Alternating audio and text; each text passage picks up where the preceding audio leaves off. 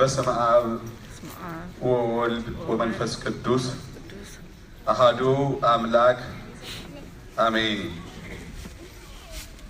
ይጾም ዓይን ይጾም ልሳን እዝነኒ ይጾም እምሰሚዓ ህሱም በተፋቀሮ ወበሰላም። የተከበሩ አባታችን ቆሞስ መልአከ አርያም አባ ዘካርያስ፣ የተወደዳችሁና የተወደዳችሁ የተከበራችሁ የልዑል እግዚአብሔር የመቅደሱ አገልጋዮች ዲያቆናት፣ ሃይማኖታችሁ የቀናች ለዘላለም ሕይወት ከቅዱሳን ጋር የማያልፈውን ርስት ለመካፈል የተጠራችሁ በሰማያዊ በረከት የተባረካችሁ የተባረክን ምእመናን ክርስቶሳውያን አባቶች፣ እናቶች፣ ወንድሞች እና እህቶች በአጸደ መቅደሱ የተሰበሰባችሁ ሁላችሁ ሞቶ በሞቱ የዘላለምን ሕይወት የሰጠን ከዙፋኑ ወርዶ ዝቅ ብሎ ደካማውን የእኛን ሥጋ ለብሶ ባከበረን መንገዱ ጠፍቶብን በኃጢአት ጫካ ወዲያ ወዲህ ስንናውዝ ስንቅበዘበዝ የነበርነውን አርያ ቤዛ ሆኖ የመንግሥተ ሰማያትን በር የመራን ያወረሰን በሆነ በክብር ጌታ በመድኃኔዓለም በኢየሱስ ክርስቶስ ስም እንደምን ሰነበታችሁ? እግዚአብሔር ይመስገን። እንደምን ሰነበታችሁ? እግዚአብሔር ይመስገን። እንደምን ዋላችሁ አደራችሁ? እግዚአብሔር ይመስገን። የሕይወት ባለቤት እግዚአብሔር በምሕረቱ በቸርነቱ በመቅደሱ ስለሰበሰበን ስሙ የተመሰገነ ይሁን። አሜን። ይጹም ዓይን ይጹም ልሳን እዝንኒ ይጹም። ዓይን ይጡም፣ አንደበት ወይም ምላስ ይጡም፣ ጆሮም ይጡም። የቅዱስ ያሬድ ድጓ ነው የተጠቀሰው፣ መዘምራኑ የዘመሩልን ታላቅ የሆነ የጾም አዋጅ ነው። በዚህ በቅዱስ ያሬድ ቃለ እግዚአብሔር ቅዱስ ያሬድ ስለ ጾም የዘመረውን ወይም በዝማሬ የሰበከውን ቃል ስንናገር ቅድሚያ የጾም ያለው ጥርስ አለመሆኑን፣ ምግብ ከማላመጥ እንጀራ ከመብላት አለመሆኑን እናስተውል። የዘነጋነውን የረሳነውን ታላቁን ጾምና የጾምን ዋና መንፈስ ሀሳብ ነው ቅዱስ ያሬድ የገለጠልን። ምን ይጾም ነው ያለው? በመጀመሪያ ምን ይጾም አለ? ዓይን ይጾም አለ። ቀጥሎስ ምን ይጾም አለ? ልሳን ይጾም አለ። አፍ ማለት ነው፣ ምላስ ማለት ነው። ይህንን ይዞ ወንድማችን ዲያቆን በቀለ አስተምሮናል ምን ማለት እንደሆነ። ቀጥሎ ደግሞ ምን ይጾም አለ? ጆሮ ይጾም አለ። ይሄ በጣም ከባድ ጾም ነው አለ። የሚከብደን ጾም ይመስለኛል። ወደ ኋላ ላይ በማብራራታችን እንመለስበታለን። ጾም ምንድን ነው ብለን በአጭሩ ዳሰሳ እናድርግ። አጭር ነው፣ በሰፊው ለመናገር አይደለም፣ ጊዜ አይበቃንም። ጾም ምንድን ነው? ጾም ምንድን ነው? መሰረታዊ ይዘቱ፣ መሰረታዊ ሁናቴው ምንድን ነው?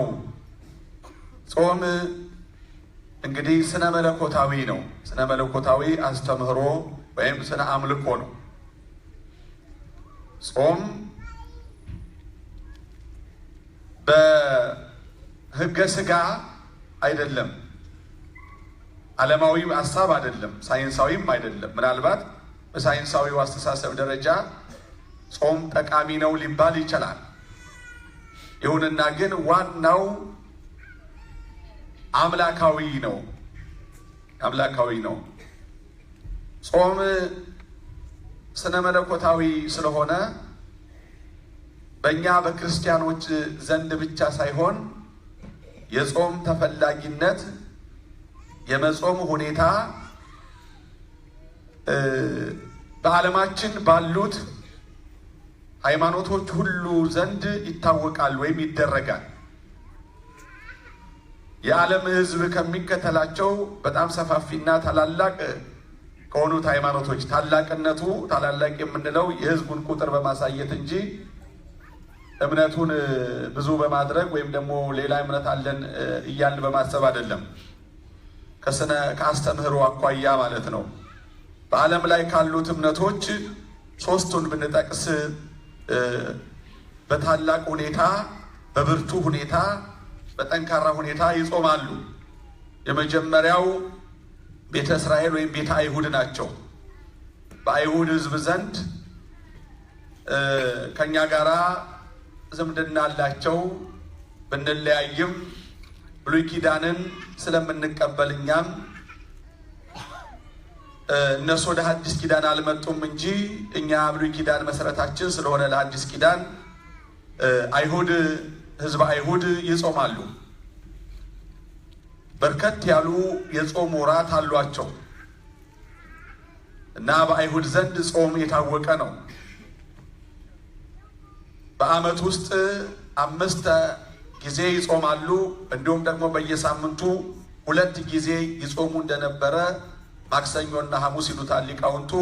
ግን በመጽሐፍ ቅዱስ በሳምንት 2 ጊዜ ይጾሙ እንደነበረ ይታወቃል። በጌታችን ዘመንም ያም በሉቃስ ወንጌል 18 ላይ ያለው ፈሪሳዊ ከተናገረው ንግግር በሳምንት 2 ቀን እጾማለሁ ነው ያለው። ሌላው በዓለማችን ላይ ሰፊ ተከታይ ካለው እምነት አንዱ የእስልምና እምነት ነው። በሀገራችን በጉርብትና በአብሮነት አንድ ሀገር አንድ ሕዝብ ሆነን በመኖር በኩል ስለምንተዋወቅ በጣም ትልቅ ሰፊ የሆነ የጾም ወቅት እንዳላቸው እናውቃለን። ይሄ እንግዲህ በዓለም ላይ ያለውን ገጽታ ለማሳየት ነው። ሌሎችም እምነቶች እንደዚሁ የጽሞናና የማሰላሰል ጊዜ አላቸው እና ጾም በሁሉም ታላላቅ እምነቶች ውስጥ ያለ ነው ማለት ነው። ይህን ካልን በኋላ ጾም በቤተ ክርስቲያን የቤተ ክርስቲያን የጾም መሰረት መጽሐፍ ቅዱስ ነው። ቤተ ክርስቲያን የጾሟ መሰረት መጽሐፍ ቅዱስ ነው። ይልቁንም ኦርቶዶክሳዊ ተዋሕዶ ቤተ ክርስቲያናችን አጽዋማትን የምትጾመው መጽሐፍ ቅዱስን መሰረት አድርጋ ነው። መጽሐፍ ቅዱስን ስንመለከት ቅድም እንዳልነው ቤተ እስራኤል ዛሬ ሁሉንም ጾም ይጾሙት አይጾሙት ባላውቅም በብሉይ ኪዳን መሰረት አጽዋማትን ይጾማሉ። ተደጋጋሚ አጽዋማትም ነበሯቸው። እንደ ጾመ አስቴር ያለው በየዓመቱ ይጾሙታል። እንዲሁም ደግሞ በትንቢተ ዘካርያስ የታወጁ 4 የጾም ጊዜዎች አሉ፣ በዓመት ውስጥ የሚፈራረቁ ማለት ነው እና ይጾማሉ። ከዚያም በላይ ጾም የእግዚአብሔር ትእዛዝ ሆኖ እናገኛለን። ትእዛዘ እግዚአብሔር ነው። በሰፊው ይህ ትእዛዝ ተገልጦ የምናገኘው በትንቢተ ኢዩኤል ምዕራፍ 2 ቁጥር 12 እስከ 17 ላይ ነው። በሌሎችም በርካታ የመጽሐፍ ቅዱስ ክፍሎች ስለ ጾም ትምህርት የተሰጠ ወይም የተነገረ ሲሆን ይበልጥ ደግሞ በትንቢተ ኢዩኤል ምዕራፍ 2 ቁጥር 12 እስከ 17 ላይ በሰፊው የጾም ሐሳብ፣ መንፈሱ፣ ይዘቱ ሁሉ በታላቅ ምስጢራዊ ቃል ሰፍሮ እናገኛለን። ነቢዩ እንዲህ ሲል ነው የሚጀምረው። አሁንስ ይላል እግዚአብሔር። ሲጀምር ማን ብሎ ነው? አሁንስ ይላል እግዚአብሔር። ከመዝ ይቤ እግዚአብሔር ብሎ ነው የተነሳው። ስለዚህ ትእዛዘ አምላክ ነው ማለት ነው። ትእዛዘ አምላክ ነው ማለት ነው። በመጽሐፍ ቅዱስ ውስጥ ከደጋግ ሰዎች ሕይወት የምንማረው ትምህርት አለ። በመጽሐፉ አስተምህሮ ላይ ተመስርተው ደጋግ ሰዎች ያደረጓቸው የሕይወት መገለጫዎች እነዛ መርህ ሊሆኑን ይችላሉ። ሐዋርያው ቅዱስ ጳውሎስ ከናንተ የቀደሙት የሃይማኖት ዋኖቻችሁ የሃይማኖት አባቶቻችሁ ሕይወት ተመልከቱ እነሱንም በእምነት ምሰሏቸው እንዳለን መጽሐፍ ቅዱስ በጥቅስ ደረጃ ተጽፎ ያለውን ብቻ ሳይሆን ሕይወተ አበውን የአባቶችን የሕይወት አኗኗር መንፈሳዊ ሕይወት አኗኗራቸውን ምሳሌ እንድናደርግ በመጽሐፍ ቅዱስ ታዘናል። ይሄ ያልኳችሁ ጥቅስ ዕብራውያን 13:7 ላይ ነው ያለው። ዕብራውያን 13:7 ላይ የእግዚአብሔርን ቃል የተናገሯችሁን ዋኖቻችሁን አስቡ፣ የኑሯቸውንም ፍሬ እየተመለከታችሁ በእምነታቸው ምሰሏቸው ብሎናል። የኑሯቸውን ፍሬ እየተመለከታችሁ በኑሯቸው ምሰሏቸው። የእግዚአብሔርን ቃል ያስተማሯችሁን ዋኖቻችሁን አስቡ ይሉና የሕይወታቸውን ፍሬ እየተመለከታችሁ ምሰሏቸው ስላለን የግድ በተጻፈ ብቻ ሳይሆን እነዚያ ቅዱሳን ንጹሐን አባቶቻችን የእግዚአብሔርን ቃል ያስተማሩን እውነተኞቹን የኑሯቸውን ምሳሌያቸውን ፈለጋቸውን አብነትነታቸውን እንድንከተላቸው እንድንመስላቸው ያዘናል ማለት ነው ሐዋርያው። ልክ እንደዚህ ሁሉ በዚሁ መንገድ የአበውን ሕይወት ምሳሌም አድርገን እንሄዳለን። ይሄኛው ግን ጾም ግን በዚህ መንገድ ሳይሆን ቀጥታ ትእዛዘ እግዚአብሔር ፈቃደ እግዚአብሔር ስለሆነም ነው መድኃኒታችን ኢየሱስ ክርስቶስ ራሱ ባለቤቱ ሕገ ወንጌልን ባቆመ ቤተ ክርስቲያን በመሰረተ ጊዜ የሥራው መጀመሪያ ከጥምቀት ቀጥሎ የሥራው መጀመሪያ ያደረገው ጾምን ነው። ይሄ ትእዛዝ አምላክ መሆኑን ፈቃደ አምላክ የጸና መሆኑን እንረዳለን ማለት ነው። እና አሁንስ ይላል እግዚአብሔር ከመዝ ይቤ እግዚአብሔር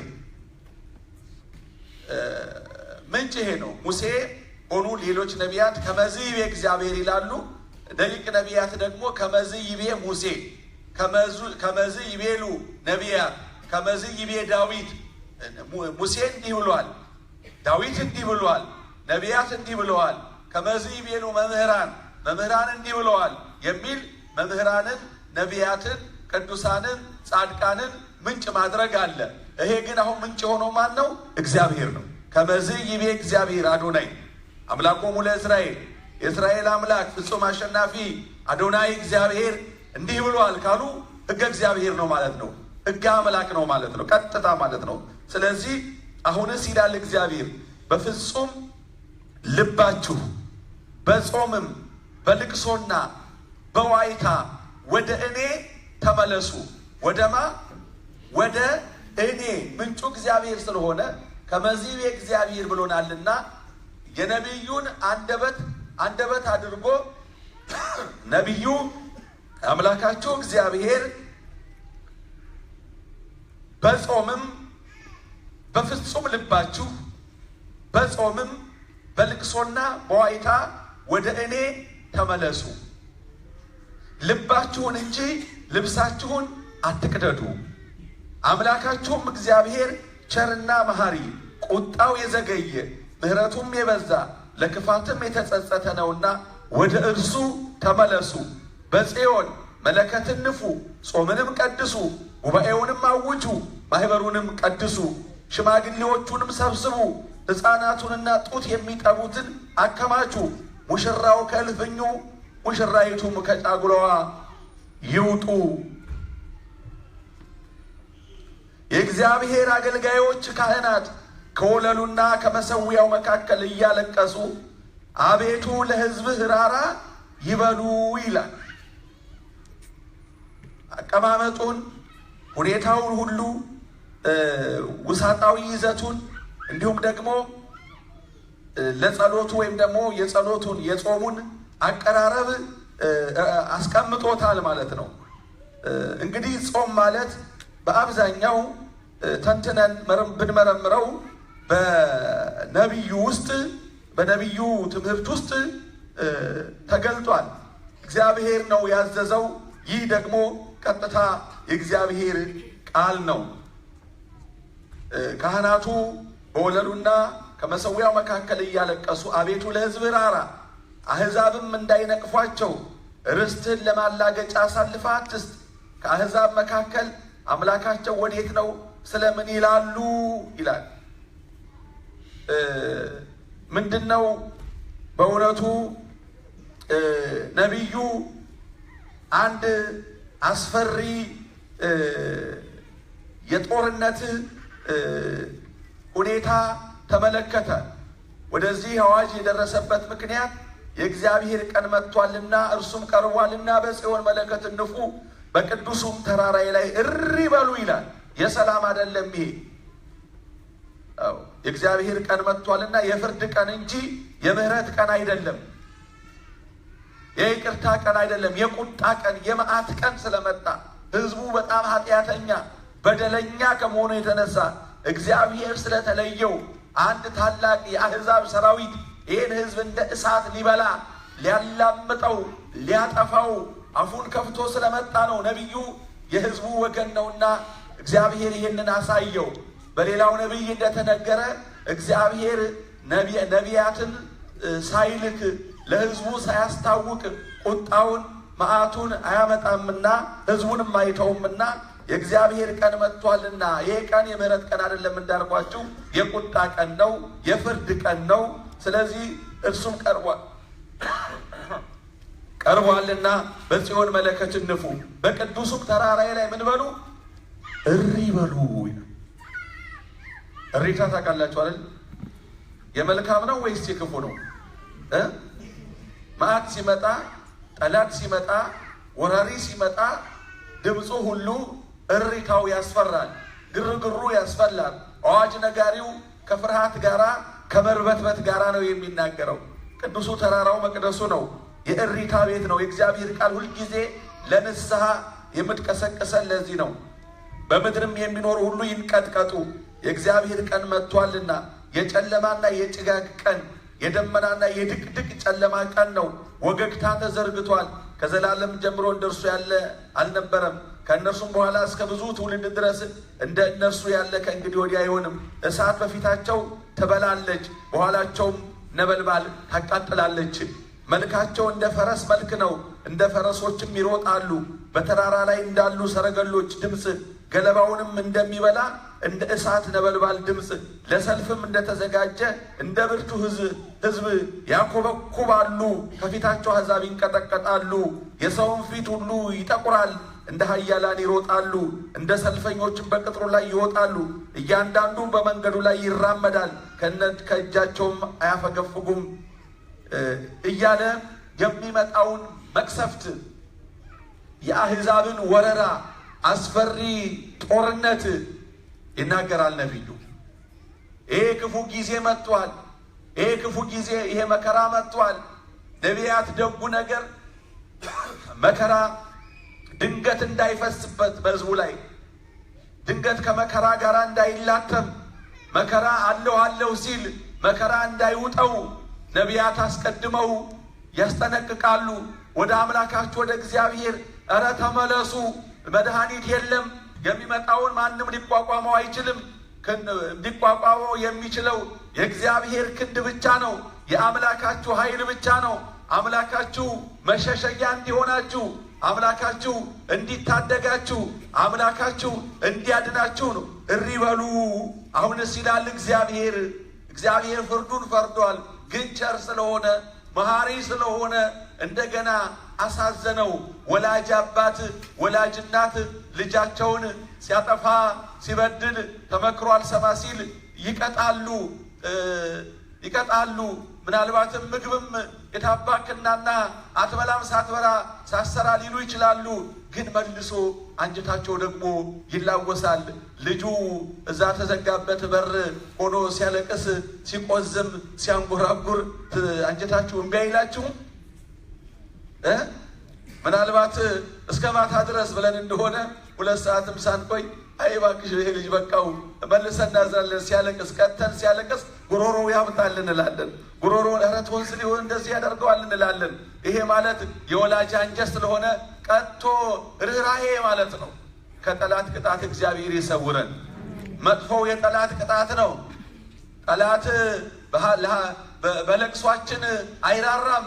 ጠላት የፈለገው ብንለማመጥ አያዝንልንም። እንዳውም የታባቱ ይሄው ልክህን ነው ማሳይ ገና ምን ታያለህና ገና አቤት እግዚአብሔር እንዲህ ከመጨከን ይሰውረን። ገና ገና ገና ገና ደም አስለቅሳለሁ የሚሉ እኮ አሉ አይደለ? ገና ደም አስለቅሳለሁ አንተ ደም እንግዲህም በዋልቆ ደም እንዲያለቅስ ማለት ነው። የጨካኞች ስሜት የጨካኝነት ልብ ይሄ ነው። አደራ እምላችሁ እኔም ራሴን አደራ እምለው እንዲህ ያለ ደም አስለቃሾች እንዳንሆን፣ እንዲህ ያለ ጨካኞች እንዳንሆን፣ አንጀታችን የወላጅ አንጀት እንዲሆን፣ ልባችን የእናት ልብ እንዲሆን ያስፈልጋል። ቀተንም ቢሆን እንድናዝን እረ ልክ አይደለም እንድንል። እንደዚህ መሪዎች ሁሉ ሊሆን የሚገባቸው ይሄ ነው። አዎ መሪ ሊቀጣ ይችላል፣ ሕግ ሊያስከብር ይችላል። ቅጣቱ ግን የጨካኝ ቅጣት፣ የአረመኔ ቅጣት፣ የትዕቢተኛ ቅጣት መሆን የለበትም። አስተማሪ ቅጣት ነው ቅጣቱ መሆን ያለበት። እና እግዚአብሔር አባት አያችሁ ልክ ነው፣ ዳኛ ነው እግዚአብሔር። በምድሪቱ ላይ አመፅ ሲበዛ፣ ደም ማፍሰስ ሲበዛ፣ ያንተ ሕዝብ ነኝ እያሉ ሲረክሱ፣ ሲበድሉ፣ ሲዋሹ፣ የማይገባ ኑሮ ሲኖሩ አይወድም እግዚአብሔር። ሕዝቡ ቅዱስ እንዲሆን፣ ሕዝቡ መልካም እንዲሆን፣ ሕዝቡ በሕጉ እንዲመላለስ እግዚአብሔር ይፈልጋል። ስለዚህ ፈረደ። እግዚአብሔር ጥበቃውን ሲያነሳ የሚመጡት እነማን ናቸው? አሕዛብ ናቸው። ምሕረት የሌላቸው አሕዛብ። የዚያን ጊዜ ወረራ፣ የዚያን ጊዜ የአሕዛብ ጦርነት አስፈሪ እኮ ነው። እንዳሁኑ እንዳይመስላችሁ ሕፃናት ተገደሉ ብሎ የሚጮህ የለም። ሴቶች ተዋረዱ፣ ክብራቸው ተነካ ተብሎ የሚጮህ የለም። ሕፃናትን አለት ላይ ይፈጠፍጣሉ። ይገርማቸዋል። የሚያሳዝነው ይሄ ነው። ሕፃናትን ይከትፏቸዋል። ብድግ እያደረጉ እንደ እንቁላል አለት ላይ ድንጋይ ላይ ማፍረጥ አንዱ የጦርነት ገጽታ ነበረ። በቃ ማውደም፣ ጨርሶ ማውደም፣ ከብቶችን የሚማረኩትን መማረክ፣ የማይማረኩትን ግን እዛው ቋንጃ ቋንጃቸውን መቁረጥ፣ አገልግሎት እንዳይሰጡ ማድረግ፣ እንደ አውሬ እንደ አንበጣ በለሱን፣ ወይራውን፣ ሮማኑን ሁሉ ማጥፋት፣ ማሳውን ሁሉ ውድም ማድረግ የሚያሳዝን ነው። ምንጮች ሁሉ የውሃ ጉድጓዶችን ሁሉ መድፈን፣ ያችን ምድር ጠቡ ከህዝቡ ብቻ ሳይሆን ከሀገሪቱም ከምድሪቱም ያቺ ሀገር ከዛ በኋላ እርባና የሌላት እንድትሆን ማለት ነው። እርባና የሌላት እንድትሆን ያደርጓታል። ይሄ ነው የመጣው። ይሄ እያስገመገመ ነቢዩ ታየው። የእግዚአብሔር ካህን የእግዚአብሔር አገልጋይ ያ ነቢይ የሚገባበት ጠፋው እና ወደ እግዚአብሔር ለመነ፣ ጸለየ።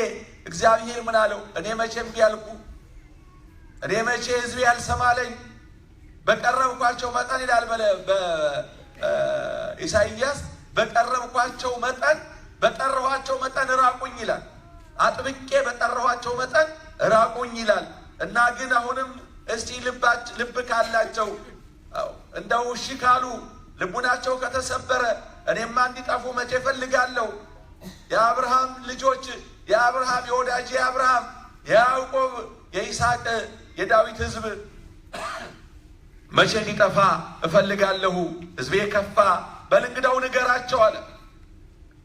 አባት እንዲህ ይላል፣ ልጅ ቅድም እንዳልኩት ከቤቴም ውጣ ሊለው ይችላል። ሽማግሌ ያየ ወይ ዘመድ ወይ አጎት ወይ አክስት፣ ኧረ ይሄ ልጅ እንዳው መከራየ፣ ኧረ ይሄ ልጅ እንደዚህ ሆነ፣ የምን ማለትህ ነው? አልበዛም ወይ ይላሉ አማላጅ ሆነው። እስቲ ንገሩት፣ እስቲ ይመለስ። እኔማ መቼ እኔ ለእሱ አይደለም ወይ የምደክመው? እኔ ለእሱ አይደለም ወይ አጥፊ ሆነ አውዳሚ ሆነ? ንገሩት፣ እኔ ምን ቸገረኝ? ግን ጠባዩን ያርም ብሎ እንደሚናገረው ማለት ነው። እና እግዚአብሔርም ይህን አለ። አሁንም ነቢዩ እኔ ለምህረት ዝግጁ ነኝ እነሱ ይመለሱ እንጂ ሲለው፣ ስለዚህ ነቢዩ ምን አለ? በፍጹም ልባችሁ በጾምም በልቅሶና በዋይታ ወደ እኔ ተመለሱ ይላል እግዚአብሔር። በምንና በምን? መጀመሪያ በምን? መጀመሪያ ጾም ነው። በፍጹም ልቡናችሁ በምናችሁ በፍጹም ምን ማለት ነው? ፍጹም ልቡና ንጹህ በቁርጠኛ ማለት ነው አይደለ? እግዚአብሔርን የሚፈልግ አይደለ? እግዚአብሔርን የሚወድ እግዚአብሔርን ውደዱ የተባልነው እንዴት ነው? በፍጹም ልብህ፣ በፍጹም ኃይልህ፣ በፍጹም ሰውነት ነፍስህ እግዚአብሔር አምላክን ውደድ። ይሄ ነው ሕጉ። ሕገ እግዚአብሔር ፍቅረ እግዚአብሔር በፍጹም ልብህ፣ በፍጹም ነፍስህ፣ በፍጹም ኃይልህ እግዚአብሔር አምላክን ውደድ ይላል ሕጉ። እውነት ግን እኔ አሁን እጠራጠራለሁ ወገኖቼ። ሰው የለም አልልም፣ እንደዚህ የሚያመልክን እግዚአብሔርን የሚወድ የለም አልልም። ግን በጣም ተፈልገው ለመድኃኒት የሚገኙ ነው የሚመስለኝ። ዛሬ ትውልዱ ማንም ይሁን ማን እውነት ይሄን ያህል ጠንካራ ፍቅር ለአምላኩ አለው። በፍጹም ልቡ አምላኩን ይወዳል። እውነት ሰው የገንዘቡን ያህል፣ እውነት ሰው የንብረቱን ያህል እግዚአብሔርን ይወዳል። እሱ እኮ ከኔ ይልቅ ለእግዚአብሔር ያለን ፍቅር ሚዛኑ ምን ያህል ነው? መስፈሪያው ምን ያህል ነው? ወገኖቼ እስቲ ይሄንን ስትመረምሩ አሉ ዛሬ በጾም እውነት እግዚአብሔርን ከኔ ይልቅ ልጁን ወይም ደግሞ አባት እናቱን ወይም ሚስቱን ወይም ባሏን የሚወድ እኮ ለእኔ ሊሆን አይገባውም። ፍቅራችን አሁን ካልናቸው ሁሉ በላይ ነው። የእግዚአብሔር ፍቅር በፍጹም ልብ ነው። እግዚአብሔርን በፍጹም ልብ ይወደዋለሁ የሚል ይኖር ይሆን? ፍቅሩ እንዲህ ጸንቶልን ይሆን? በፍጹም ኃይላችን በፍጹም ነፍሳችን ይሆን ለእሱ ያለን ፍቅር? ስለዚህ እግዚአብሔር ሁልጊዜ ውጭን አይደለም ልብን ያያል። የልብ ጌታ እግዚአብሔር ሰው ፊትን ያያል፣ እግዚአብሔር ግን ልብን ያያል ያለ ለሳሙኤል ይህን የተናገረ። እንደ ሳሙኤል ቢሆንማ እኮ ሌላ ሳኦል ተመርጦ ነበረ። ይሄው ነው የሰው ምርጫ። ከእሴይ ልጆች ሳኦልን ንቄዋለሁ። ሳኦልን የናቀው ደምግባቱን አይደለም እግዚአብሔር፣ ቁመናውን አይደለም እግዚአብሔር። ቁመናውማ እንዴት ያለ ዠርጋዳ ነበረ እኮ ሳኦል። እያንዳንዱ እስራኤላዊ ይላል የፈለገው ረጅም ቢሆን እስከ ትከሻው ነበር ይላል። ጎልቶ የሚታይ መለሎ እንደው በእውነቱ አናጢ የቀረጸው የሚመስል እንዲሁ ቁመት ብቻ አይደለም፣ እንደው የተቀረጸ ከላይ እስከታች ልዩ የሆነ ጠንካራ ጀግና ነበረ ሳኦል። ግን ልብ የለውም። ብዙዎቻችን ልብስ አለን፣ ልብ የለንም። ቁመና አለን፣ ልብ የለንም። ክህነት አለን፣ ልብ የለንም። የአማኝ ስም በክርስቶስ ክርስቲያን ተብለናል፣ ልብ የለንም። እግዚአብሔር ያጣው ልብ ነው። ልብ ነው ያጣው አምላካችን። ልብ ይጠይቃል እግዚአብሔር። ነገራችን ሁሉ ከልብ እንዲሆን ይፈልጋል እግዚአብሔር። አያችሁት? ስለዚህ እግዚአብሔር ልብ ነበር ሳኦል ጋር ያጣው። ልቡን አየው። ልቡ ገልጦ ሆነ። በራሱ የሚጓዝ በራሱ የሚመራ እግዚአብሔርን የማይሰማ እግዚአብሔር ምን ይላል የማይል ሆነ። ሰው ማለት አማኝ ማለት ካህን ማለት እግዚአብሔር ምን ይላል ሲል ነው። በራሳችን መንገድ እግዚአብሔር ብዙ ተናግሯል እግዚአብሔር። ይህ ሁሉ የእሱ ቃል ነው። አዎ መለስ ካልን ከእግዚአብሔር ምን ይላል ብለን ብንጠይቅ መልሳለን። በአጥጋቢ ተዝቆማ ያልቅ መልሳለን። ችግሩ ዛሬ እንጽፋለን፣ የእግዚአብሔርን መጽሐፍ ወደ ጎን ጥለ ነው። እግዚአብሔር ሁሉን ሰርቶልናል። የተጻፈ ሕግም የልቡና ሕግም ያልተጻፈም ተጽፎማ ያልቅ የልብ የትሩፋት ሕግ፣ የፍቅር ሕግ፣ የቸርነት ሕግ፣ የይቅርታ ሕግ፣ የምህረት ሕግ መቻጣን ግን እንጽፋለን። እና ሳሙኤል ሌላ ሳኦል ኤልያብን መልከ መልካሙን ቁመታሙን የጦር ሰው የተባለውን እሱን ሲያይ በእውኑ እግዚአብሔር የመረጠው ምን ነው? ሳሙኤል አንድ ቆንጆ ሴት ብትመርጠው ኖሮ አይገርመኝም ነበረ። ምን ነው አንተ የኔ አይነ መለኮት የተባልክ ልበ እግዚአብሔር የተባልክ ሳሙኤል ምን ነው ዛሬ ተታለልክ? ምን ነው ዛሬ ተሳሳትክ አለው።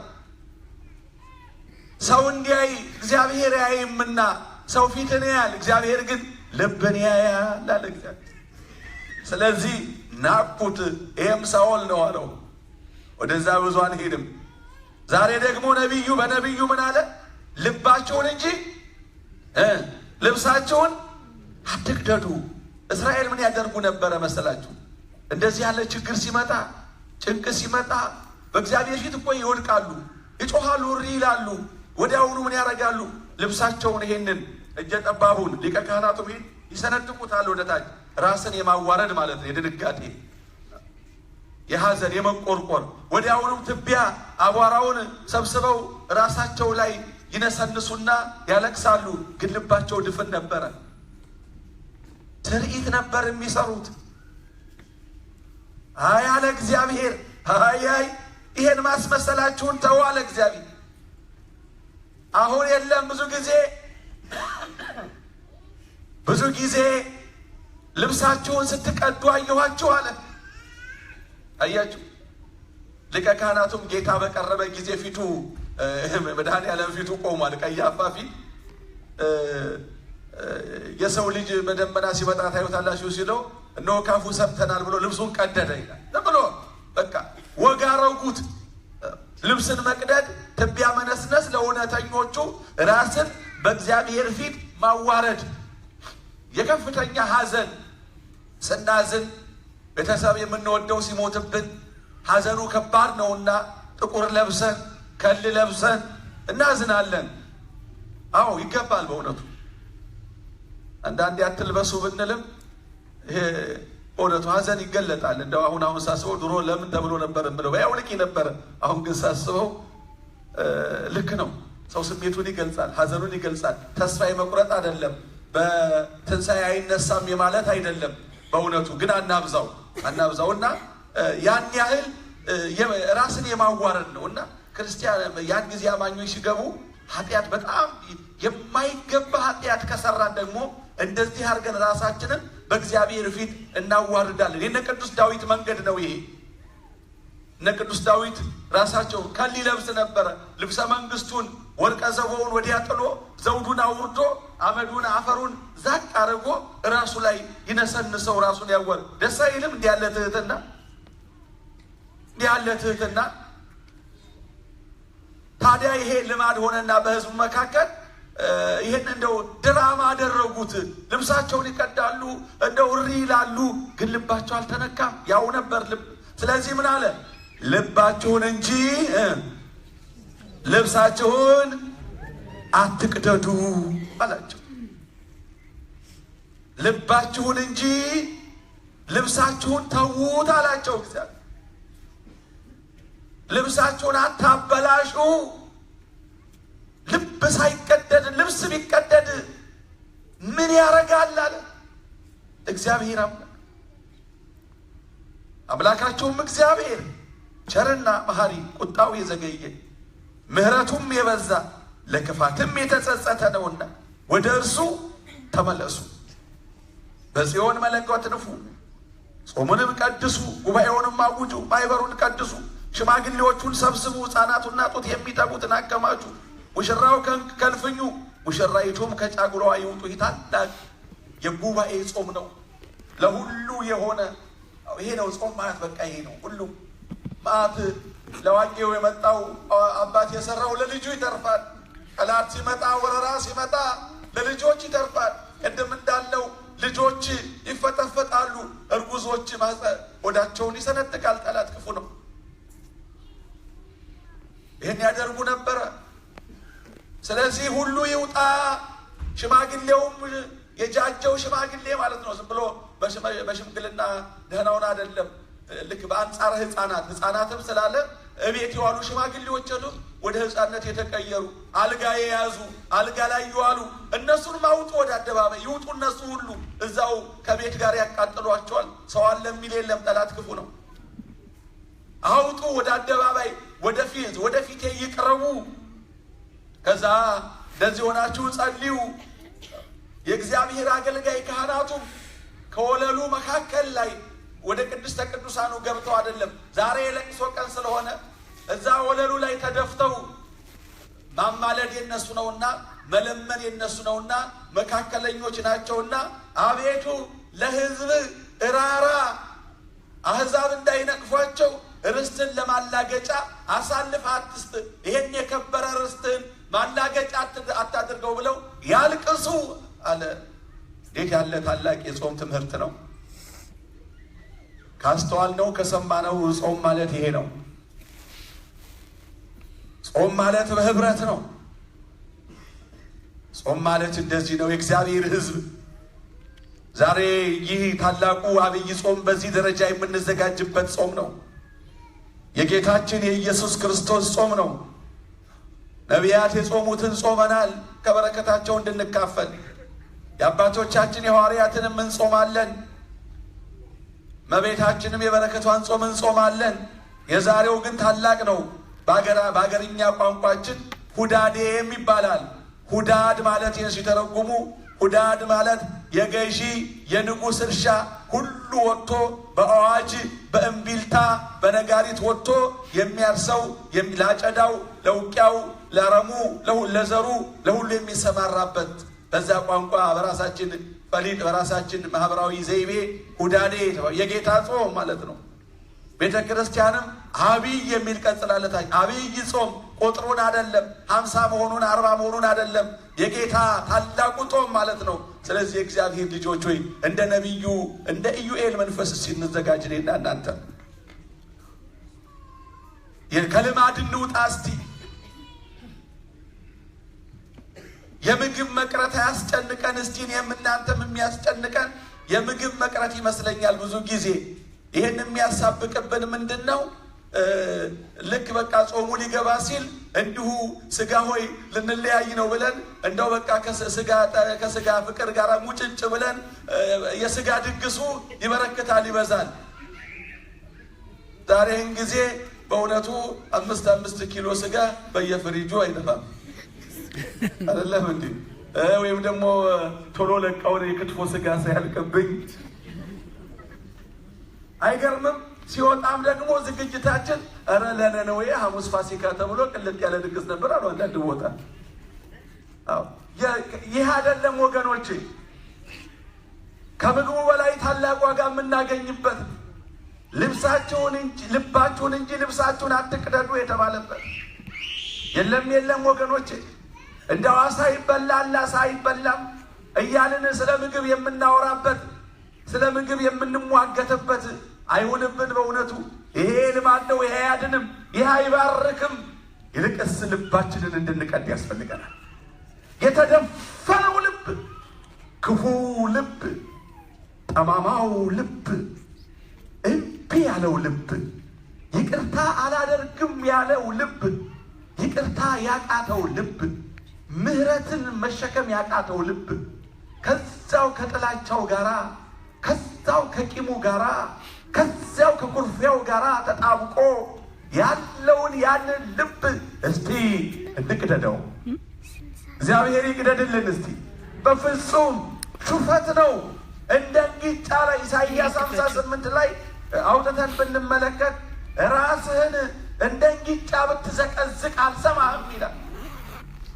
እግዚአብሔር ተናግሯል። በእውነቱ አይ ዋጋማ ያስገኝ ጦም በእውነቱ ምን ያደርግልናል? እግዚአብሔር ልጆች ኢሳይያስንም እንዲህ ብሎታል እግዚአብሔር ምዕራፍ 58 በኃይልህ ጩህ አትቆጠብ፣ ድምፅህን እንደ መለከት አንሳል። በኃይልህ ጩህ አትቆጠብ፣ ጩህ ይላል እግዚአብሔር።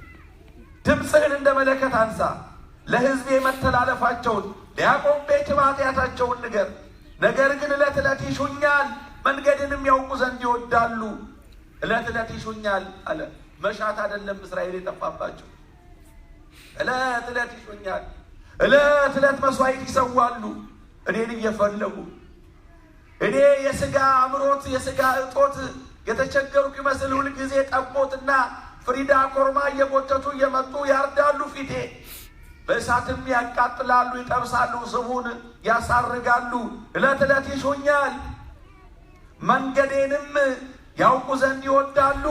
መንገዱን ለማወቅ መውደድ እኮ ክፋት አይደለም፣ ግን ሁልጊዜ ሆነ።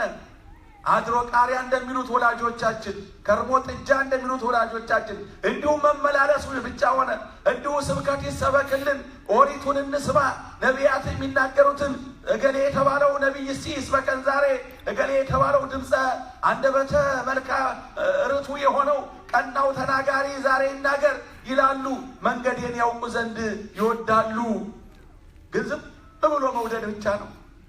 መንገዴን አይሄዱበትም፣ አውቀው አይሄዱበትም። ጽድቅን እንዳደረጉ የአምላካቸውንም ፍርድ እንዳልተው ሕዝብ እውነተኛውን ፍርድ ይለምኑኛል። እውነት እኮ ነው። ፍረድ እንለዋለን አይደለ? እግዚአብሔር እንዳው እኮ እንላለን። በሀገር ጉዳይ ላይ የሆነ ነገር ሲመጣ፣ መሪዎች ጨካኞች ሲሆኑ፣ ሕዝብ በሕዝብ ላይ ሲነሳ፣ በዓለማችንም ላይ ክፎች ሲነሱ፣ ሕዝብን ሲያስጨንቁ፣ ኧረ ፍረድ እግዚአብሔር፣ ኧረ ተው። መቼ ነው እግዚአብሔር የሚፈርደው እስከ ማለት ቸልተኛ እስከ ማለትም ልንደርስ እንቃጣለን። መቼ ነው የሚፈርደው? ይኸው እኮ እግዚአብሔር ተናገረ፣ እውነተኛውንም ፍርድ ይለምኑኛል አለ። ፍርድ የአምላካቸውን ፍርድ እንዳልተዉ፣ እነሱ ግን ፍርዱን ትተውታል። ፍርድን ትተው ፍርድ ይለምኑኛል።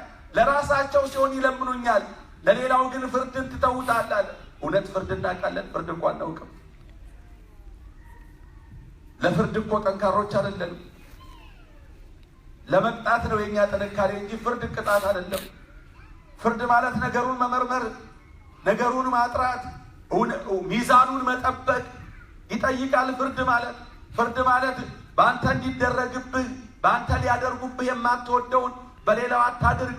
ፍርድ ማለት እንደኔ ስለኔ በኔ ብሎ ማሰላሰልን ይጠይቃል። ፍርድ ከየት ይምጣ? ፍርድ አናውቅም፣ እውነት አናውቅም። ሁለትም ሶስትም ሆነን ፍርድ አናውቅም። አምስትም ስድስትም በእድርም ፍርድ አናውቅም። በመንግስትም ፍርድ አናውቅም። በሀገር ደረጃም ፍርድ አናውቅም። በቀበሌም አናውቅም። በክፍለ ሀገርም አናውቅም። ፍርዳችን አንድ ነው። ያውነን በእውነት ወገኖቼ፣ ያውነው ፍርዳችን። ዳኞችን ግን እንኮንናለን።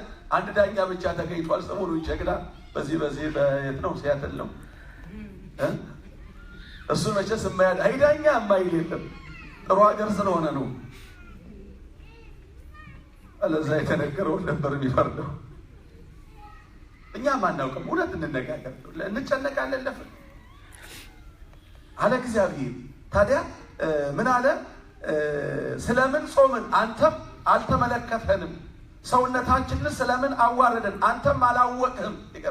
ስለምን ጾምን አንተም ይሄኛው ሁሌ የምንለው እኮ ነው።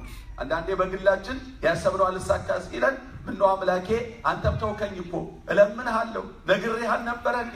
ጮኬ አልነበረ እንዴ? ተናዝዤ አልነበረ እንዴ? ምነው አምላኬ ምነው አንተም እንደሰው ችላ አልከኝ? ስወድቅ ሳጣ ስዋረድ እንደው ዝም አልከኝ እኮ አንተም ብለን እንናገራለን። እኔም እንደዛ ይሰማኛል፣ ሁላችንም ይሰማናል። አዎ ስለምን ጾምን አንተም አልተመለከተንም? አዎ እውነት ነው። ውጤት አላገኘንም። ልመና አለን። ልመናችን ብዙ ነው፣ ግን የተመለሰ አይመስለኝም። አዎ አልተመለስም። ነገሩ ያው ነው፣ በዛው እየሄደ ነው፣ ያው እየቀጠለ ነው። ከትናንት ወዲያ የነበረው ትናንትም የነበረው ዛሬ አለ። በዚህ መንገድ ከሆነ በፍጹም ከእግዚአብሔር ምላሽ ሳናገኝ ነገም እንደዛው እያንጎራጎርን ስለምን ጾምን አንተም አልተመለከትም እያልን እንኖራታለን። ስለምን ራሳችንን አዋረድን አንተም አላወቅም ይላሉ። እነሆ በጾማችሁ ቀን ፈቃዳችሁን ታደርጋላችሁ። ይሄ ነው መልሱ። እግዚአብሔር መለሰ። ምን አለ? በጾማችሁ ቀን ፈቃዳችሁን ታደርጋላችሁ። ያው ናችሁ እኮ አለ እግዚአብሔር። በጥር የነበራችሁትን በመጋቢት ያው ናችሁ እኮ። መቼ ተለየህና?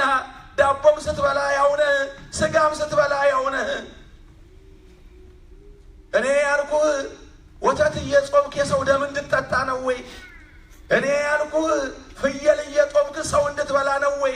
ያውነ አለ እግዚአብሔር። እኔ አንተ ስጋ መተው ጎመን መብላት ቲማቲም መብላት ለእኔ ምን ነው? ያውነ አንተ አልተቀየርክም፣ ያውነሽ አንቺ አልተቀየርሽም አለና እግዚአብሔር። እኔንም እናንተንም አለን እግዚአብሔር። ያው የትናንቱ ነህ እኮ አለን እግዚአብሔር። ዛሬ ምንድን ነው ለውጥህ? መቼ ከኃጢአት ጋር ታገልክ? መቼ ከክፋት ጋር ታገልክ? መቼ ሂሳብህን አወራረድክ? መቼ ራስህን መረመርክ? አምላኬ ሆይ ልክ አልነበርኩም፣ መንገዴን አቃናለሁ መቼ አልክ? ያው ነህ፣ ያቆምከው ወተትና እንቁላል ነው። ጠባይ ያው ነው፣ ግብር ያው ነው፣ ሐሳብ ያው ነው አለ እግዚአብሔር። ይሄንኑ ተሸክመህ ማንነትን ተሸክመህ ትጦማለህ ደግሞ ፈሰኩ ትላለህ። ራስህ ለራስህ ሽልማት ትሰጣለህ አለ እግዚአብሔር።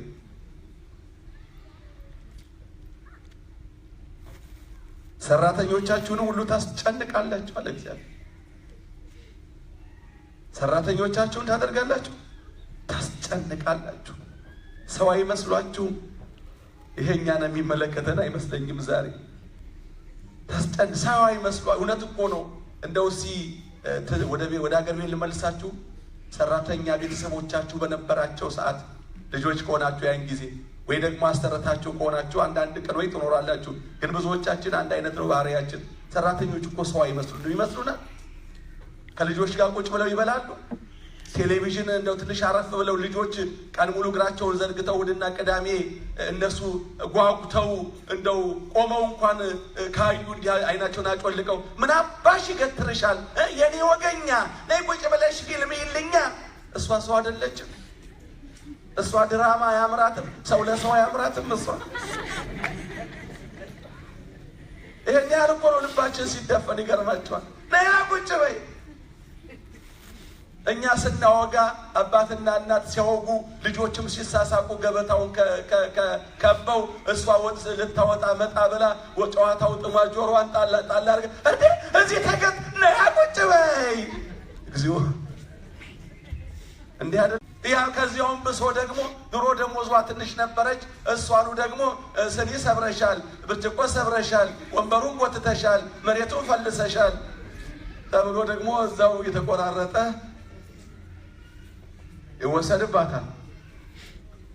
እኔ የሚያሳዝነኝ የማያውቁ ወንጌል ያልተማሩ ሰዎች ጋር የሚደረግ ቆራቢዎች ጋር ታዝቤያለሁ።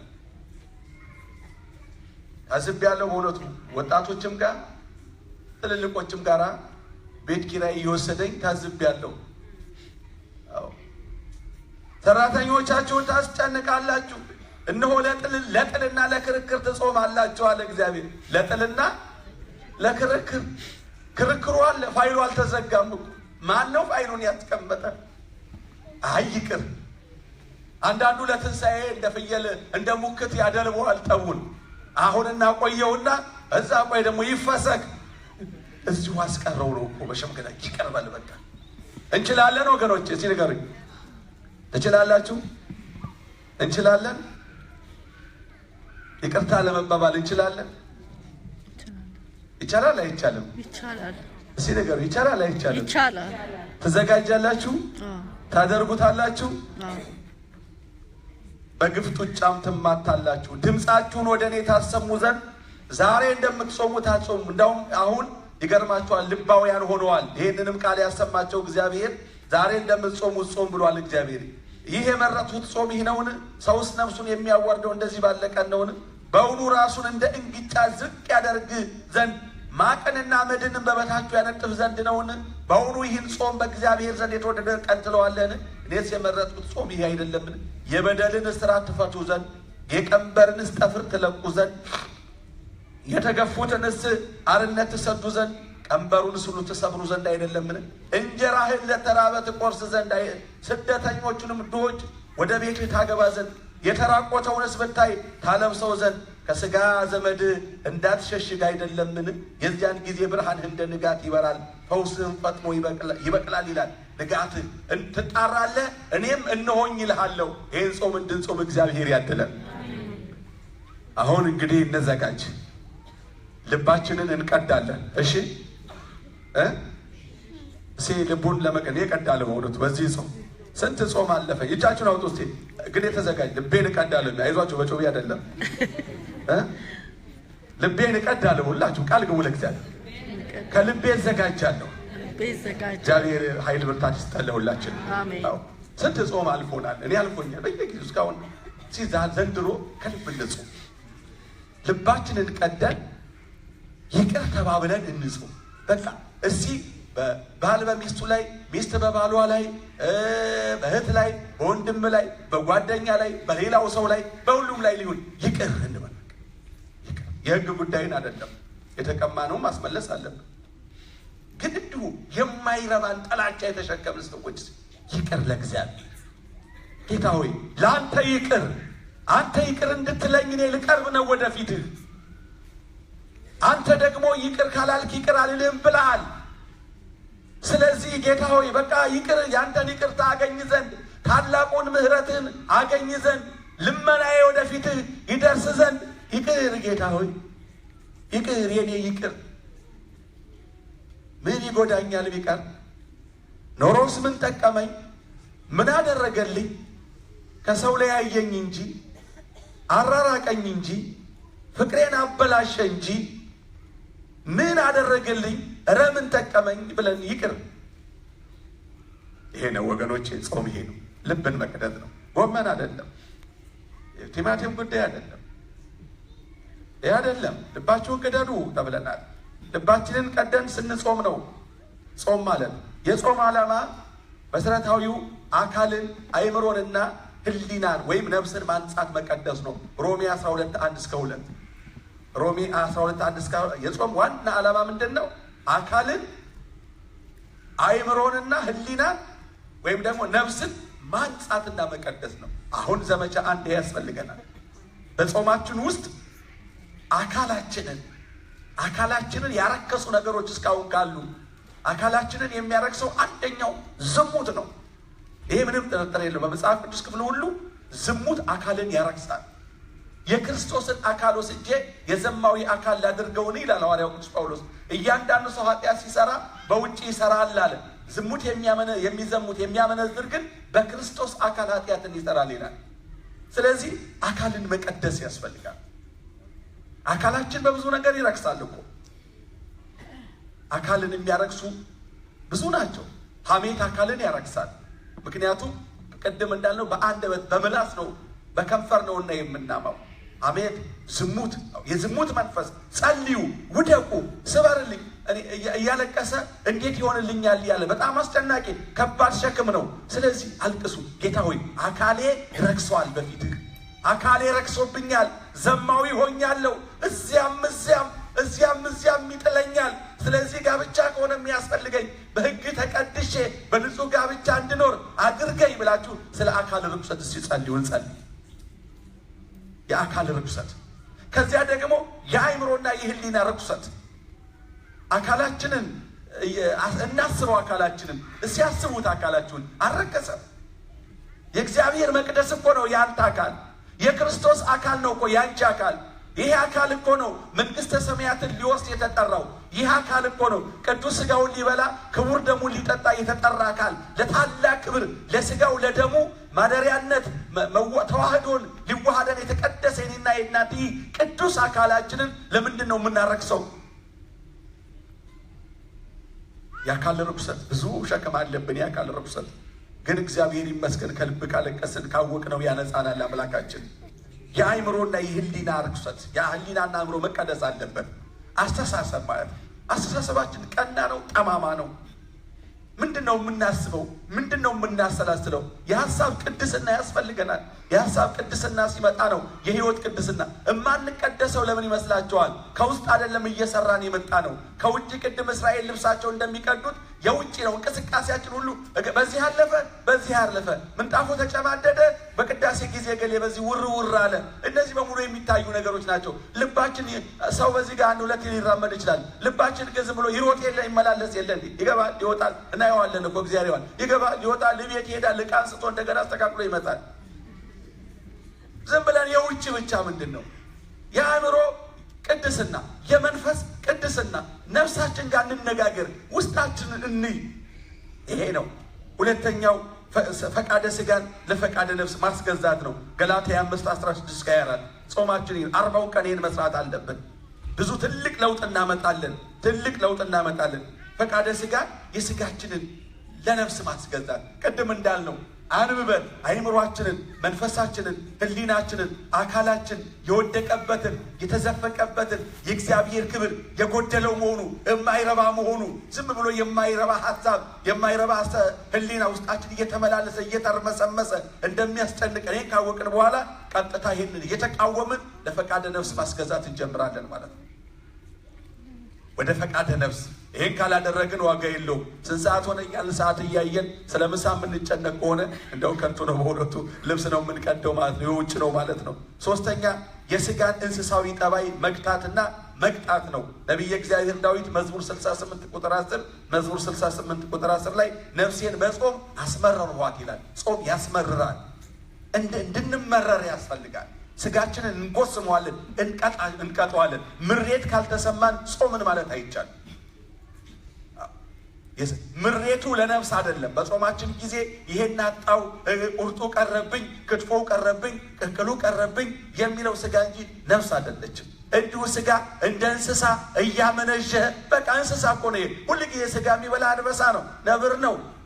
ስጋ በልና ሳር በል መሆን ማለት እኮ ነው። ዝም ብለን መብል ብቻ እያኘክን እኛ እያመነዠክን በዛ ላይ ብቻ ተንተርሰን መኖር የለብንም። አሁን ተላቀን መንፈሳዊነታችንን ከስጋችን ላይ ከስጋ መንጋጋ አላቀን ነፍሳችንን የምንመረምርበት መንፈሳዊነታችንን የምናንጽበት ነው ጾም ማለት ነው። ነፍሴን በምን አስመረርኳት? በጾም አስመረርኳት። እንግዲህ ይሄን ጾም ስንጾም እንዳልኳችሁ ስንጾም እስቲ ይምረራው ስጋችን። እንደው አምጣ ሲለን ጥያቄ ሲያቀርብ አላርም ሲያሰማ ቶሎ ወደ መሶብ መሮጥ የለም። አይ ቆይ ጨምራለሁ፣ ቆይ ጤና የህመም ጉዳይ ካልሆነ በስተቀረ ሌሎቻችሁ ይሄን አስመርሩት፣ ምሬት ይሰማችሁ። እንቀንስ ብዙ መብል የአሳ ጉዳይ ጭንቃ ይሁንበት አይደለም። አሳ በእውነቱ ቲማቲምም ድንችም መቀነስ ይገባናል። ትንሽ እንደው ፋርመርስ ያለውን ስራ ስር በሙሉ በዘንቢል ጭነን ከመጣን ምን ዋጋ አለው? ምን ዋጋ አለው? አንዳንዱ ለጤንነት ጥሩ ነው ጾም፣ የነፍስን ጉዳይ እየረሳ አሁንም ከስጋው ጋር የሚነጋገራል። አዎ እግዚአብሔር ነፍስን ሲባርክ ስጋንም ይባርካል። ስለዚህ ነፍስን በጾም አስመረርኳት ነው። ጌታችን 40 መዓልት 40 ሌሊት ያለ እህል ውሃ ነው የቆየው። እኛ ይህን ስለማንችል ነው። ግን የጾሙን ታላቅ መንፈስ ማሰብ ይኖርብናል። እንዴት መጾም ይገባናል? የጾም ዓላማ ገልጸናል። 3 መሰረታዊ ነገሮች ናቸው። እንዴት መጾም ይገባናል እንዳልነው ጾም የምግብ ሜኑ ለውጥ አይደለም። ጾም የምግብ ሜኑ ለውጥ አይደለም። እንቁላል፣ ስጋ፣ ወተት፣ አጓት፣ አሬራ የሚለውን አሳ፣ ድንች፣ ጥቅል ጎመን፣ ካሮት፣ ቀይ ስር በሚለው መተካት ማለት አይደለም። የሜኑ ለውጥ ነው። እስካሁን ጾማችን በሙሉ የምግብ ሜኑ ለውጥ ነው። አንደኛው ቅድም እንዳልኳችሁ የምግብ ቅነሳ ነው። ትንቢተ ዳንኤል ምዕራፍ 10 ቁጥር 3 ማቆም ነበር ግን አንችልም። አንሞትም እንዴ 40 አንገኝ። በቃ ሁላችን ቀባሪም አይገኝ እኮ እንሞክረው ብንል እናልቃለን። ስለዚህ ከምናልቅ ትንሽ እየበላን እንሰነብታለን። ትንቢተ ዳንኤል ከሆነልን ይሄ የእግዚአብሔርን ትምህርት ነው የማስተምራችሁ። ደግሞ እኔን ተደብቃችሁ ወይ ሲኝ መጋቢያን ብለው እሳቸው የሚበሉትን ብላችሁ በመስኮት ብታዩ ለውጥ ላይኖር ይችላል። ደግሞ እንዳትፈትኑኝ አንድ ቀን ጠርታችሁ እና እኔ ያለው ማን ነው የሚናገረው? የማን እውነት ነው የምንናገረው? የኔን እውነት አይደለም። ዲያብሎስ እሱ መቼ ያደርገውና ነው እንዳይላችሁ በጆሮ ሹክ ይላል ዲያብሎስ። የእግዚአብሔርን ቃል ለማጣመም ሲፈልግ ከኛ ህይወት ጋር ከተናጋሪዎቹ ጋር እያያያዘ አቤት የሚያደርገው አይመስልም። አሁን እኮ ለአንድ 3 ሰው እንደዚህ ብሎታል፣ እርግጠኛ ነው። የምግብ ቅነሳ ነው። ዳንኤል ምን አለ? 3ቱን ሳምንት ሳዝን ነበር አለ ነቢየ እግዚአብሔር ዳንኤል። ስጋ አልበላሁም፣ ራሴንም ዘይት አልተቀባሁም። አሁን የጾመው ስለሆነ ብዙ በመቋቋና በመቆነጃጀት ላይም ማሳለፍ አይገባም። ለአደባባይ ልንሆን ግን ይገባናል። እንደው ዝም ብለን እንደው ሌሎች ነገር በቃ አሁን ቆሟል። የስጋ ነገር ጥያቄ ማለፊያ እንጀራም ይላል። ስጋ አልበላሁም። ልብ በሉ። ማለፊያ እንጀራ ምን ማለት ነው? ጥሩ ማለት ነው። የጾም ማለፊያ የለም እንዴ? አዎ እውነቱ አዲስ አበባም ናዝሬትም ሳለው እዚህም አንዳንዴ ያለው በቃ የቀደም የሜኑ ዝርዝር ነው የሚቀይር የምግብ ሜኑ። መቼስ ንግድ እንደሆነ ጠባዩ የሰውን ፍላጎት እየተከተለ አንዳንድ ጊዜ ምግባችን የራሳችን ፍላጎት ብቻ ሳይሆን የሆቴል ቅስቀሳ ጭምር ሆኗል። ያሳ ክትፎ የሚባል መጥቷል። ያሳ ዱለት አቤት አቤት በግና ፍየል ይስቃሉ። በእውነት ለካ እንዴት ያሉ ናቸው ብለዋል። እስኪ አሳውን ጠብሰን እንኳን እንደው እንብላን ደግሞ የመጀመሪያ መፍቀድ ይሆን ነው። አሳ ጠብስ ነው ለምናውቀው የነበረ ድሮ። አሁን ዱለትም ተደረገ። ያሳ ዱለት ያሳ ክትፎ ከተበላ እኮ ተጦሙ ወይ እንቁላል ጥብስም እኮ አለ። የማነ ውልጫ ነው ምናምን የምትሉት እንደው ፍርፍር ነገር ራሱን እንቁላል ይመስል ግድ የለም። እሱ ነው ሁሉንም ላራቁታችሁ ፈልጌ አይደለም፣ እንደዛ ማለት አይደለም። ግን ምግብን በምግብ መተካት አይደለም እኮ መንፈሳዊን ይዘት ለቀቀ ነው። ማለፊያ እንጀራም አልበላውም ወይን ጠጅም አልጠጣውም ቀንሷል ዳንኤል ማለት ነው። ትልቁ ግን ከምግብም በላይ እግዚአብሔር የሚናገረው የኃጢአት ቀነሳ ወይም መናዘዝ ነው። ኃጢአትን በጾማችን ጊዜ በእውነቱ የሚያስጨንቀን ኃጢአት ካለ ሁለት ኑዛዜ አለ። አንደኛው እዚህ ሀገር ንስሐ አባት የለም፣ ያሳዝናል። ደጋግሜ ነግሬያቸዋለሁ። በኦርቶዶክስ ተዋሕዶ ሃይማኖት ንስሐ አባት ያስፈልጋል። እረኛ ማለት ነው። መንፈሳዊ ዶክተር ማለት ነው። አቅም ያለው ሁሉ እርግጠኛ ነኝ የግል ዶክተር አለ።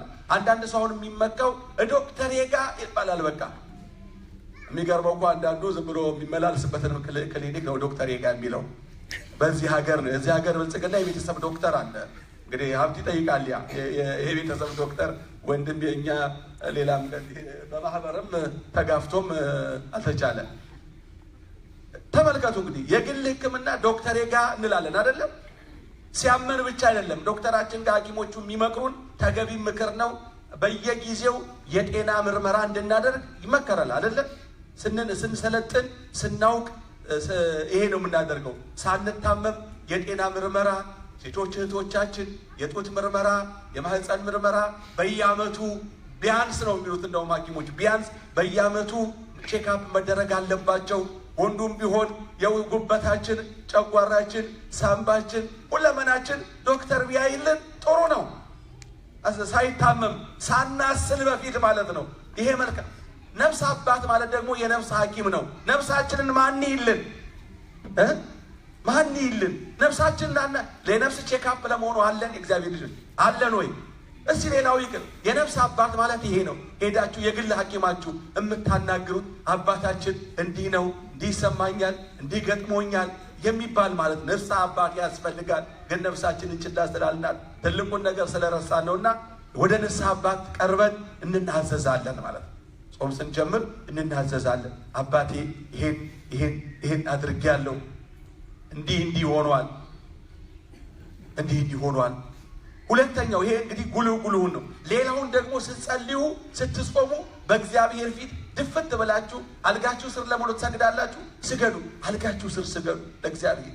ስትተኙ ደግሟችሁም ቢሆን ግዴላችሁ 3 ጊዜ ሰግዳችሁ ድፍት ብላችሁ ይቅር በለኝ በሉ፣ ተናዘዙ እዛው ጋር ለእግዚአብሔርም ለንስሐ አባትም። እንደገናም ደግሞ ዘወትር በእግዚአብሔር ፊት ኃጢአትን ኮንኑት፣ ኃጢአትን አጥላሉት፣ ዲያብሎስን እርገሙት አልጋችሁ ስር ተደፍታችሁ። ያኔ ኃጢአት ይሰበራል እና የኃጢአት ማቴዎስ 8:4 ሁር ወአፍትል ርእሰከ ለካህን ሂድ ራስን ለካህን አሳይ ይላል። ሉቃስ 19:8 ደግሞ ዘኪዎስ ተለወጠ። ጌታን ሲያገኘው ከማንም ላይ በሐሰት ቀምቼ ወስጄ አጭበርብሬ ከሆነ እመልሳለሁ፣ እንደው 4 እጥፍ እመልሳለሁ ነው ያለው። ሉቃስ 18:13 ደግሞ ያ ኃጢአተኛ ቀራጩ ደረቱን እየደቃ ኃጢአተኛውን እኔን ማረኝ ነው ያለው። ደረታችሁን እየደቃችሁ ኃጢአተኛውን እኔን ማረኝ በሉ። እሺ እኔ እላለሁ እኔ ሁሌ ነው የምለው ይሄንን። ምክንያቱም ምን ችግር አለ? ኃጢአት እኛ ጋር ኃጢአት ችግር አለብን እንዴ? ልንለያይ እንችላለን እንጂ ኃጢአት ችግር ሞልቷል። ስለዚህ ኃጢአተኛውን እኔን ማረኝ በጾማችን ውስጥ ማለት ምህረት እንድናገኝ በእግዚአብሔር ፊት መውደቅ ነው። ሌላው መጽሐፍ አስቴር 4:16 ትንቢተ ዮናስ 3:5-10 በእግዚአብሔር ፊት ምን ማድረግ? መውደቅ። 40 ቀን በእግዚአብሔር ፊት ውደቁ። ጸሎት ይኑራችሁ እንዳልኩት አልጋችሁ ጋር ስትተኙ ውደቁ በአምላካችሁ ፊት። ኃጢአታችሁን ተናዘዙ፣ ኃጢአታችሁን ጥሉት፣ ኃጢአታችሁን እርገሙት፣ ኮንኑት። በቃ አይምሯችሁን ቀድሱ። ጾም ሌላው ወደ ውስጥ ማየት ነው። ራስህን እይ፣ ራሴን ልይ። እኔ አያለሁ በእውነቱ እኔ እግዚአብሔር አምላክ ሆይ ካህንህ አድርገኸኛል፣ ረጅም ጊዜ በክህነት አገልግያለሁ፣ ውስጤ ምን ይመስላል ብዬ በዚህ ጾም ውስጥ ራሴን ላይ ተዘጋጅቻለሁ። የተሳሳተ ነገር ከእግዚአብሔር ፈቃድ ውጭ የሆነ ካለ እታገለዋለሁ፣ አስወጣዋለሁ፣ እቀንሰዋለሁ። አንተ ያቃተኝን ደግሞ ስር ሰዷል ጌታ ሆይ ንቀልልኝ፣ ያንተን እጅ ሰደ እለዋለሁ። እናንተም ይሄን በሉ። ውስጣችሁን አክሙ፣ ውስጣችሁን እዩት፣ ከራሳችሁ ጋር ተነጋገሩ። ማነኝ እኔ በሉ፣ ኑሮዬ ምን ይመስላል በሉ። ይሄ ነው ጾም ማለት እና ሰይጣንን መታገል ነው። ጌታ ሰይጣንን ታግሎ ድል አድርጎታል። መዘምራኑ እንደዘመሩልን በቀለም እንዳስተማረን አይን ይጾም ተብሏል አይደለም? አሁን እንግዲህ በ40ው ቀን ለአይናችን ገደብ አለው። ዝም ብሎ ወደ መራን አናይለትም። አናይለትም። የተጋለጠ ሰውነት፣ ዝሙት ቀስቃሽ የሆነን ገላ አናይለትም። እንመልሳለን አይናችንን። የማይረባ ነገር አናይም። አይምሯችንን የሚያበላሽብን ነገር፣ አይምሯችን ውስጥ ቆሻሻ እንዲያድርብን የሚያደርግብንን ነገር አናይም። አይን ይጡም። አይናችንን እንቀንሳለን። ለማየት አንቸኩልም። አናቅበዘብዘውም። አይናችንን አናማተረውም። አይናችንን ማንን ብቻ ያያል? እግዚአብሔር። አበነ እግዚኦ አይንተ አእምሮ ወትረኪያ ከይራያ አንተን ብቻ ያዩ ዘንድ ሁል ጊዜ የመጣችሁ እሑድ ደግሞ ቁሙ፣ መቅደሱን እዩ፣ መሰዊያውን ተመልከቱ። አሁን አይናችን የእግዚአብሔርን ክብር ለማየት ብቻ የተዘጋጀ ትሆናለች። ክብርን ሳይ እጠግባለሁ። የእግዚአብሔርን ክብር ማየት ያጠግባልና ክብሩን ስናይ እንጠግባለን። ሌላው ማነው ይጹም የተባለ? የሚገርም ልሳናው በጣም እንግዲህ ስልኳንም ቀነስ። እሺ፣ ለኢንፎርሜሽን ብቻ ለመልእክት ብቻ ይሄ ለመደብን አራንቺዬ እንታው ያለ ጌታ አባቷ ይሄኛው በቃ አሁን አቤት እንፈነዳታለን። ግን በጣም እንደሚያስቸግረን አውቃለሁ። ምክንያቱም ክፉኛ ስለለመደብን ጊዜ ማሳለፊያችን ስለሆነ ቀደም እንዳልኳችሁ ባለፈው እንደተናገርኩት ሐሜት እኮ ወደን አይደለም፣ ደስ ብሎን እኮ አይደለም። አንዳንዴ ብለነው እኮ ስንጨርስ ወይኔ እግዚኦ እንዲሁ ምን ነክቶ ይህን ያህል ያስለፈለፈኝ እንላለን። ራሳችን እንታዘበዋለን። ጨዋታ አድርገን ልምምድ ስላደረግን ነውና አሁን ግን እንደው ፍርጥ ይበላት እንጂ እንደው እንትናችን ፍላጎታችን አሁን እንደው አንዳንዱ እንደው ሊያነሳ ሲፈልግ ይቅርታ እየጦምኩ ነው እንግዲህ ያልሰማ እየጦምኩ ነው እኔ ስጦም የለ እንዴ እና ይሄን ልትነግሪኝ ነው እንዴ? መጦምሽን ልትነግሪኝ ነው አይደለም? ወሬም እየጦምኩ ነው። ኧረ በለው ወሬ እንቁላል ሆነ እንዴ? አዎ ሆኗል። እንደውም ከዚያ በላይ ነው አለ እግዚአብሔር። ስለዚህ በቃ አሁን ተይ፣ ደህና ነሽ? እንደምን አለሽ? ሰላም ነሽ? በቃ አቤት እንዲህ ቢያጥር የስራ ጉዳይ መነጋገር ይቻላል። የስራ ምን ደረሰ፣ ትምህርቱ ምን ደረሰ ለማለት ይቻላል። ግን ወደ ከዛ አለፍ ብሎ እገሌና ገሊት እያሉ መተልተል እና ማብተልተል፣ እሱ ግን በእውነቱ እንጡም አንችልም። እንችላለን። ይቻላል አይቻልም? እንችላለን። እግዚአብሔር ያስችለናል። እንችላለን። እንግዲህ በጣም እንደሚያስቸግረን የመሆን አውቀዋለሁ። ምክንያቱም እንግዲህ ወሬ ሊያጥረን ነው ማለት ነው። በእውነቱ እናቆማለን። ሌላ ደግሞ ምን ይጹም? ጆሮም ወይ ግሩም ጆሮም ይጡም አለ ቅዱስ ያሬድ። አዎ ሁሉን የሚያስገባው ማን ነው? አፍ ያስወጣል፣ ጆሮ ደግሞ እንዲህ ነው እኮ ወሬ የሚዞርብን። እንዲህ ነው የሚዞርብን። ከአፍ ወደ ጆሮ፣ ከጆሮ እንዲህ ይሽከረከራል። ላያችን ላይ በአፋችን ይወጣል፣ በጆሮአችን ደግሞ ይገባል። ስለዚህ አይናችንም ይጦማል፣ ጆሮአችንም ይጦማል፣ አፋችንም ይጦማል። እንግዲህ ታላቅ ጦም፣ እውነተኛውን ጦም አውጀናል። ክብር ምስጋና ለእግዚአብሔር ይሁን። ይህንን ነገር በየጊዜው እናስታውሳለን።